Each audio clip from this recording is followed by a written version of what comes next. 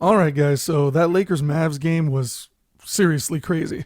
I mean, double overtime, Luka with back to back clutch threes to keep the Mavs in the game. But more importantly, LA was robbed of some critical free throws. So let's get into this, Lakers fans. If you think your team may have been robbed during that game due to the refs not doing their job, then guess what? The NBA actually agrees with you. Finally, guys, some accountability has been taken. So Dave McMenamin of ESPN, he reported that the NBA released its last 2 minutes report for the game, and the league decided that Mavericks player Tim Hardaway Jr. did not actually foul Troy Brown Jr. during his three-point buzzer-beating attempt, which honestly is BS because he did catch him at the wrist and his hand and also fell into his landing spot, which would be considered a foul, but instead the official during a post-game interview called it a high five.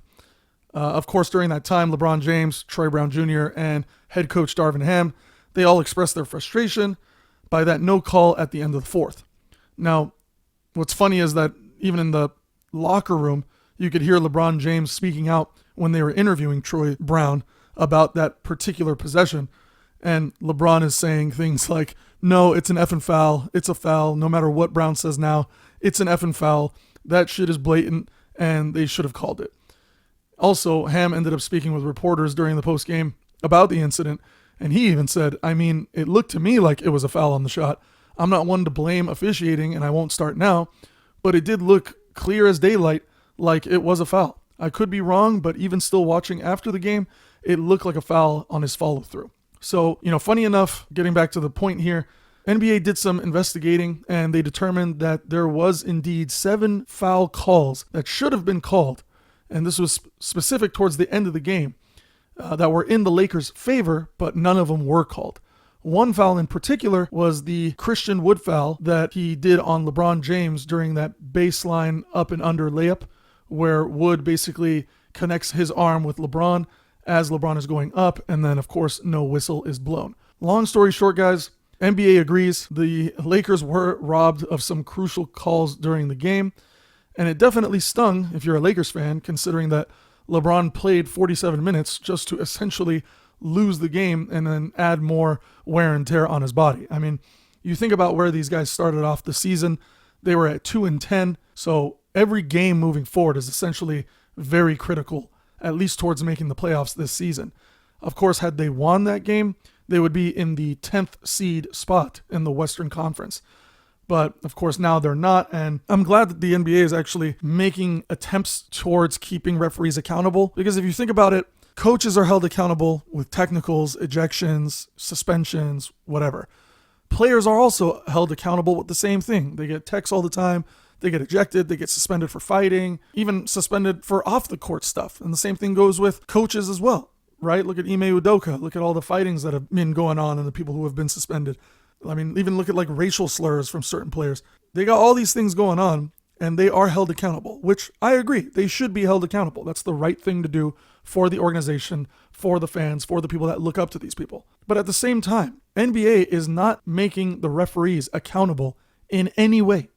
The only time I could think of a referee being held accountable for something was that one referee a long time ago who was doing side betting and purposely rigging games so that he could win his side bets illegally, which obviously you can't do.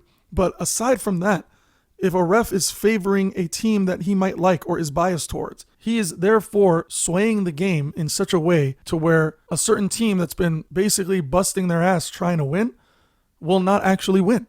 So it's completely unfair and it's completely unreasonable. And I'm glad that at least big market teams like the Lakers and any other team that probably deserves it can at least have an open voice and say things out loud to hopefully keep these referees accountable for their actions.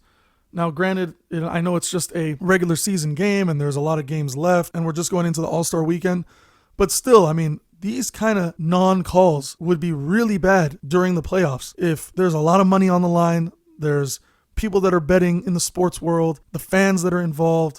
These referees, I know they go through a pretty robust process of being selected, but it's almost as if when the pressure gets to them from such a big crowd, or maybe they just get distracted, I don't know, they just don't know how to keep up properly. Nonetheless, I hope that these types of games really shape the referees, or at least the organization, to do things the right way, or at least call out the referees or suspend them for a game or make them relearn how to blow the whistle properly during the right times.